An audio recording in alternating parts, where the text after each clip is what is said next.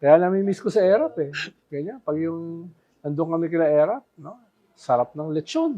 Yung lechon niya, paborito yung lechon. Eh, makapal yung balat nun eh, di ba? Oh. Yung LRs. Tapos, the best kare-kare.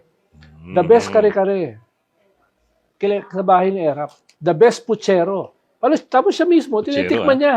Tinitikman niya muna kung pumasa. Ano yung kare-kare niya? Buntot. Buntot? Buntot. Ayun, Oh, buntot.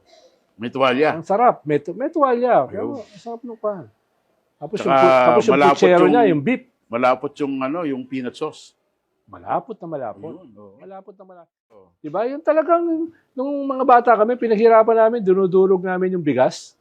Yung, Mani? hindi, Yung yung mani yun bigas muna. Yung pampalapot din yung bigas eh. Oh. Tapos mani. Mm. No? Imbis na yung nilalagyan mo ng harina o nilalagyan mo. Cornstarch. Dinudurog namin yung paano gano'n, yung bato. Doon namin din, trabaho mga bata, no? Tigadurog kami dahil tuwan-tuwa kami magdurog ng mani eh. Dahil pag hindi nakatingin yung mga lolo't lola namin, Kinakain. titira namin yung mali. Dinudurog mo nga, tapos hihipan mo yung kwan, hihipan mo yung balat para mawala yung balat. Gagawin mo, tapos durog uli. Tapos hihip uli. Ganon. Kaya pag kwan mo, sarap na sarap ka dahil ikaw yung naghirap eh. Doon sa kare-kare. Tapos yung aswete. Meron kami puno ng aswete sa bahay. Kukunin namin yon pangkulay. Pangulay, oh. Pangkulay, di ba?